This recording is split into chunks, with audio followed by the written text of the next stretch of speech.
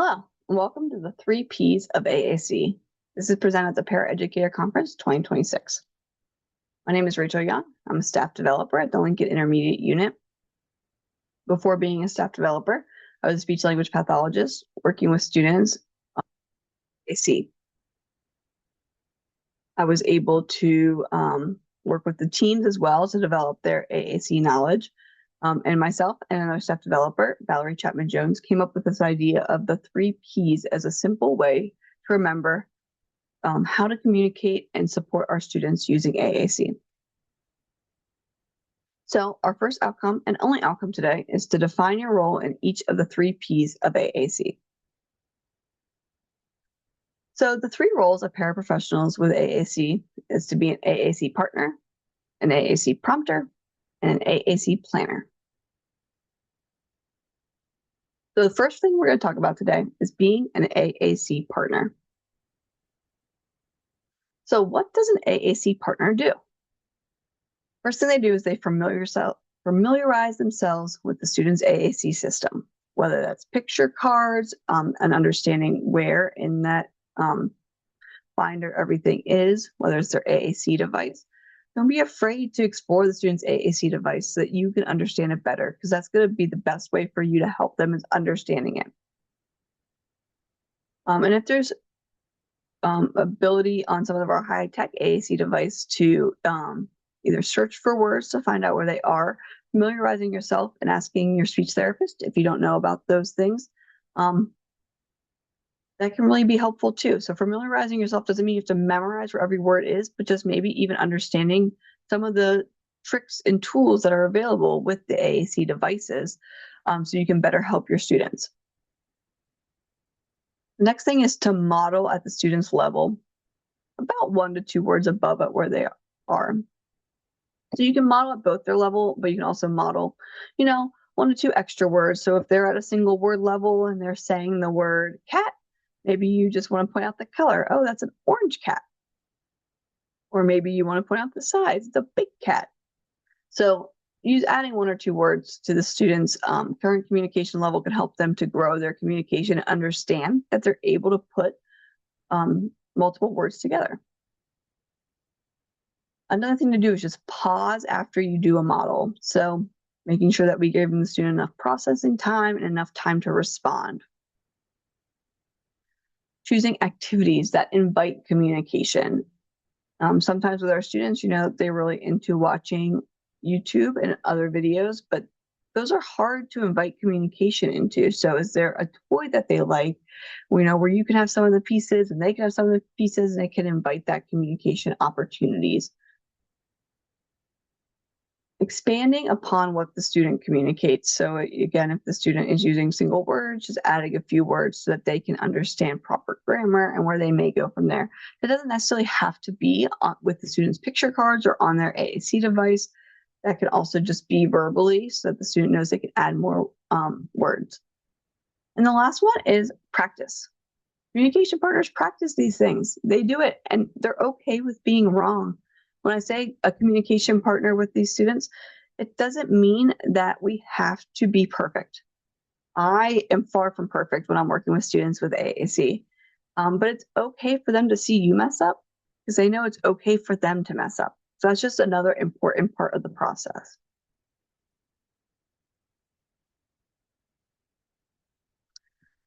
So a strategy that a lot of AAC partners can use is aided language input. You may hear modeling on an AAC device, but aided language modeling, aided language input, modeling, they all kind of mean the same thing.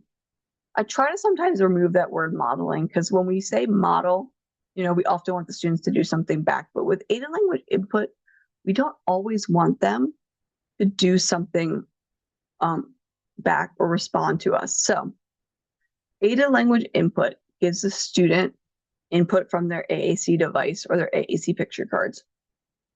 So the first thing we're going to do is gain their attention, making sure that they're paying attention to us and that we're locked in, they're ready to go. Next thing we're going to do is keep it simple. It doesn't need to be super complex. It doesn't need to be a whole grammatically correct sentence. We just want to keep it simple. It can be at the student's level, 1 to 2 words above their level. That's okay. Number 3, mistakes are normal. It's okay to mess up. Just say, oh, that was the wrong button. I'm going to push the home page and go back, because you're teaching the student how to navigate that AAC device too. Number 5 is waiting and giving the student a chance. And we can also think out loud, again, narrating oh, I wanted dog, but I hit the wrong button. I'm going to push the home so I can go back and restart this hit. And lastly, modeling without expectation. We want to make sure that we are modeling for the student and not necessarily expecting a response from them. Because if you think about our early communicators for typically developing students, we're constantly talking to them. We're constantly giving them input long before we're expecting any output. And our AAC users are not different. Our AAC users, we need to do the same things. So we want to make sure that we are modeling and not necessarily expecting the student to do anything, just so that they can get that language input.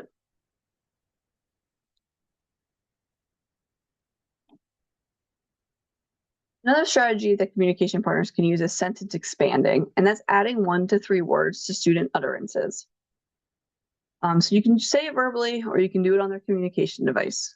And here's just a couple examples. So if the student says dog, the communication partner might say, oh, I see the dog. Student says chocolate cookie. You may say, you eat the chocolate cookie. Student says, I want the car. You might say, oh, you want the big red car? Adding those descripting terms. And sentence expanding is really a good tool to use so that our students may know, oh, I can add these words to get more specific. If they just say, I want the car, and you have 2, you might say, which one do you want?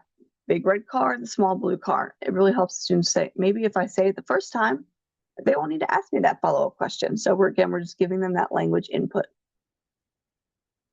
Another thing communication partners do is they add wait time. And we're going to embrace the silence here.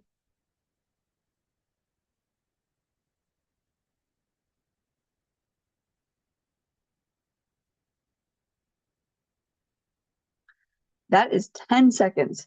And man, does it feel awkward. And I know that when I was a speech therapist, I wanted to fill that time so bad, but we have to remember that wait time is essential for our students. It doesn't feel natural. We want to fill it. We want to help them. We want to give them the tools so that they can do it right away. But we need to make sure they have time to process. And a lot of studies say 45 seconds or more is what's needed for our complex needs students. So again, embrace the silence. It's okay to be silent sometimes. When we're talking about communication partners, I always think that the key for paraprofessionals are parents are able to build strong relationships with students to become a trusted partner. I like to call it the para superpower, that they can really learn the students inside and out. And so when you're able to build those strong relationships, you can become that trusted partner with them. And they may take some communication risks that they don't with other people. And you may see them doing things that they may not be doing with everyone in their classroom. That's the para superpower.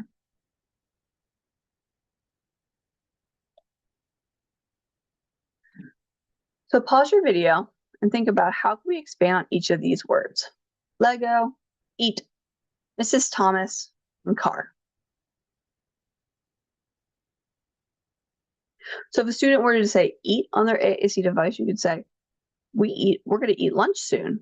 Or eat at breakfast. Yes, we just ate breakfast.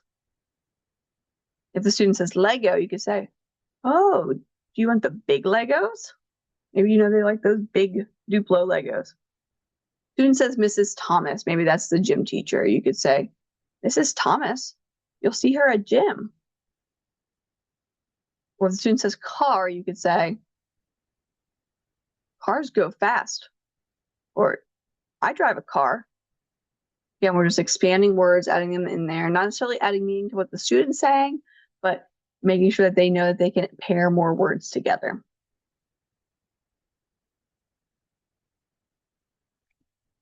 So the next role of AAC that we're going to talk about is the AAC prompter.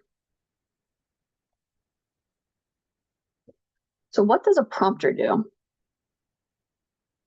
It reduces and discourages prompt dependency. One thing that we often find with our students who use AAC is they become prompt dependent.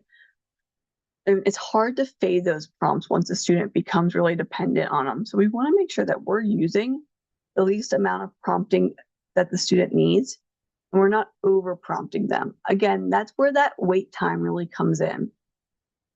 Being able to wait it out, maybe before giving a prompt. Maybe they just need that increased processing time instead. And then we're going to talk a little bit about the prompt hierarchy, but one thing that a really good prompter does is uses the least to most on the prompt hierarchy. They don't jump to, a physical prompt right away. We want to make sure that we're using other strategies before we get into that most, reliant prompt. The other thing is practicing prompting strategies, which we're going to talk a little bit about. When we talk about physical prompts, we often talk about hand over hand. But we have to remember with hand over hand that students have the right to say no. And students have the right to body autonomy.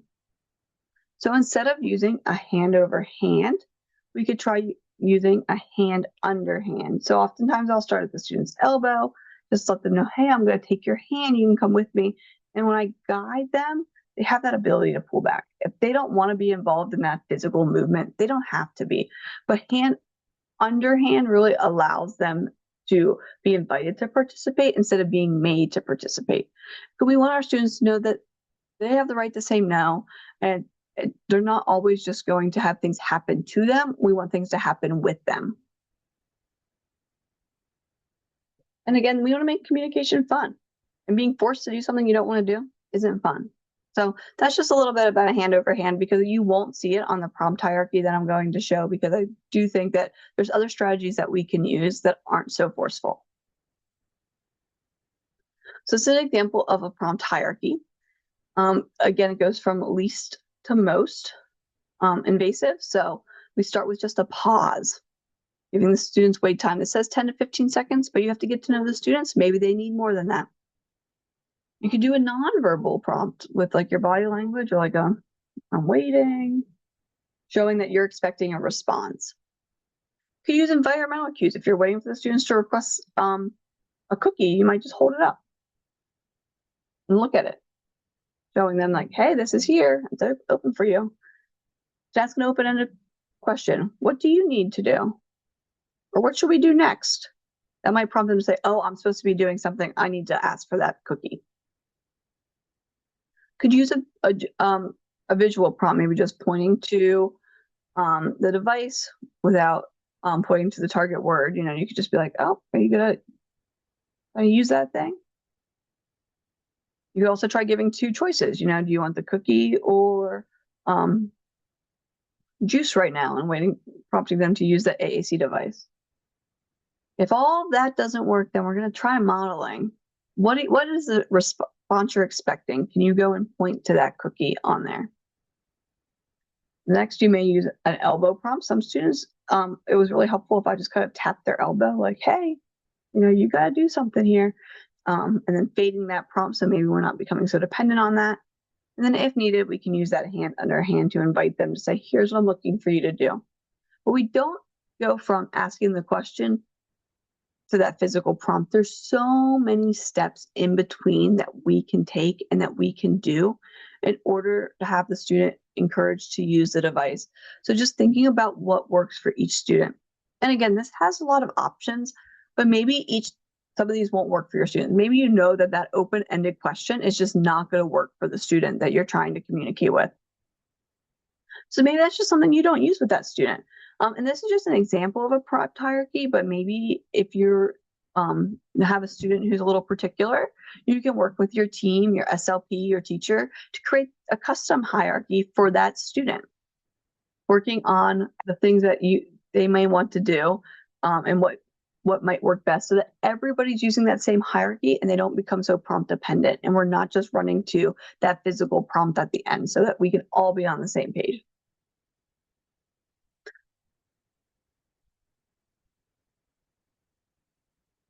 The para key here is that paras are able to prompt students at a level to support communication and growth. Oftentimes, our teachers are focused on a lot of different things, but I think our paraprofessionals are really able to focus on the prompting that works for the student. And that's why it's really important for you to think about that prompt hierarchy so that we can prevent that prompt dependency. Paraprofessionals are able to support them at that level where they can know the students individually so well. So being able to know what works and what doesn't work is really, again, a para superpower here. Take a moment to pause the video and look at the prompt hierarchy and identify one step that you typically skip. I know when I was a speech therapist, the step that I typically skipped was maybe those open-ended questions, and maybe that would have worked for some of our students instead of just going straight to that gestural prompt. Maybe I could have, asked that question and just waited a little bit to see if that would have worked. So that's something that I would like to build into my practice a little bit.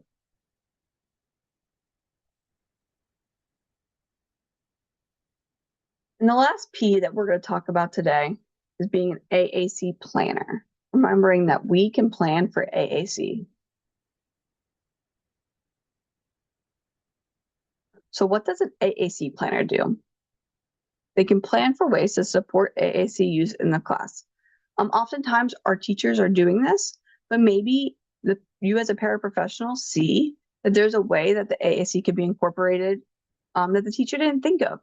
Maybe it's just a time that you could model some good vocabulary. Maybe AAC is not typically, out during math class, but you're like, this would be a really good time for me to model where those numbers are on the AAC device. So, talking to your teacher about, can we plan to, have it out during math? Maybe the student won't use it, but I'd like to model it for them so that they can really be exposed to those numbers.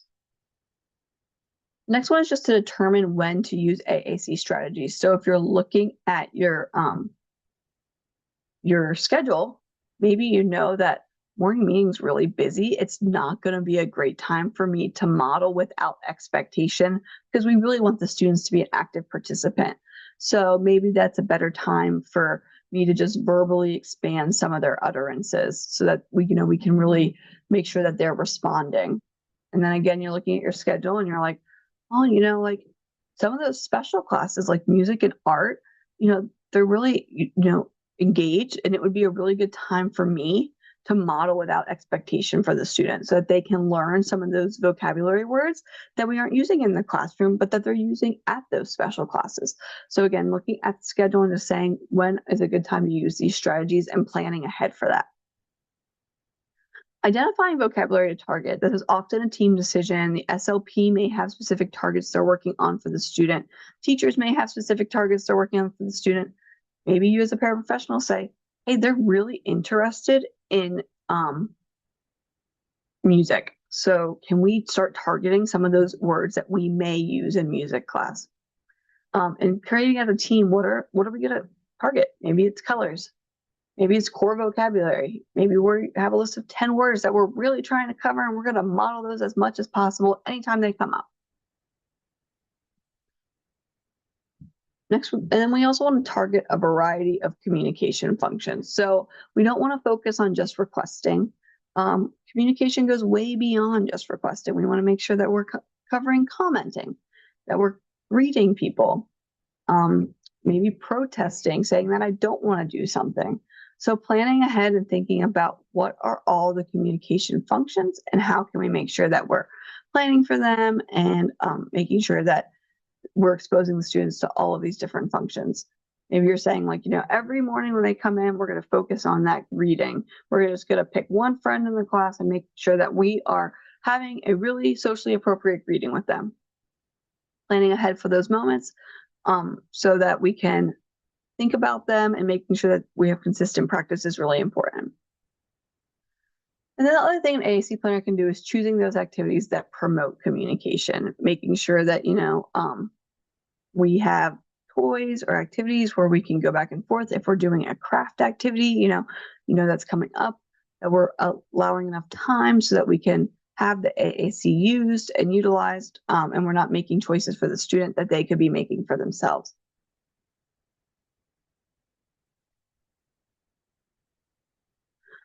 So as a paraprofessional, we want to think about planning ahead. So one of the things is identifying the who and the when.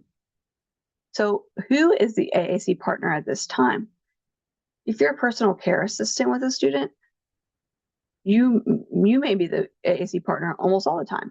But maybe there's a time when they're working with the teacher and you don't have to be that AAC partner at that time.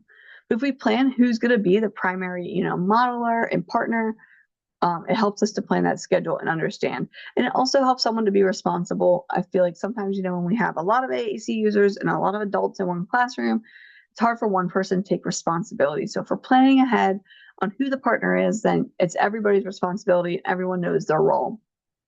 And then knowing when you are the AAC partner so that you can properly plan. If you know you're going to be that AAC partner during morning meeting, you might say, okay, what strategies am I going to use today? Or, do we have a special song today that I want to pull some words out of so that I can get ready for the student and being able to prompt those?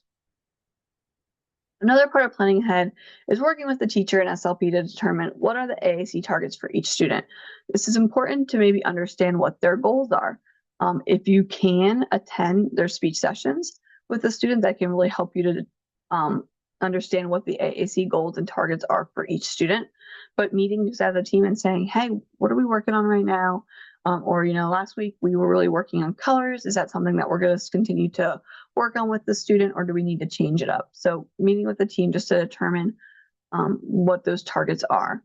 And then working with your teacher to determine what we can do with each lesson. So what is our lesson? Okay, what's our theme for the week? Is our theme summer? Okay, well, what is some good summer vocabulary? Do you want me to talk about go because people are going on vacation? Do you want to talk about, the beach? Are we going to talk about sand and swimming? So looking at the lessons and predetermining what vocabulary you're going to target as the planner and how that can be incorporated.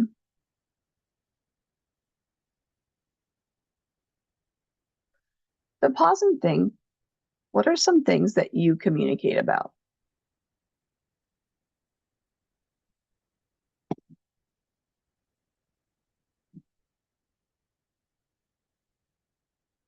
So we communicate about all sorts of things. We communicate about what we're doing, where we're going, what we want, what we don't want.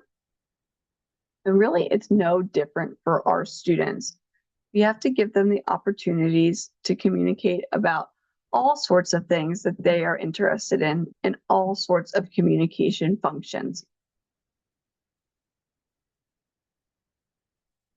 You have to remember that communication functions can include requesting. This could be requesting objects, requesting attention, requesting actions, requesting help, directing others, refusing and rejecting. So saying, no, I don't want to do that. Sharing information about themselves. I'm 6, I like Pokemon. Sharing their emotions, how they're feeling. Naming and labeling. If you think about our earliest communicators, they're often just pointing and saying, dog. I had a friend's kid who called every animal dog until he was 2. So we called him bird or air dogs for birds and water dogs for fish. So everything was a dog, but he was trying to label, right? So all our students are labeling. And the last one is asking questions. We ask questions all the time. We ask questions of our students. So we want to think about all of these different communication functions. But these aren't all of the communication functions because these are just the ones that we probably think of. But remember, they can also include telling a joke, gossiping, negotiating, having that back and forth with somebody. Arguing is a way to communicate. May not be pleasant, but it's a way we're communicating. Telling stories. Think about our older students, they might want to flirt.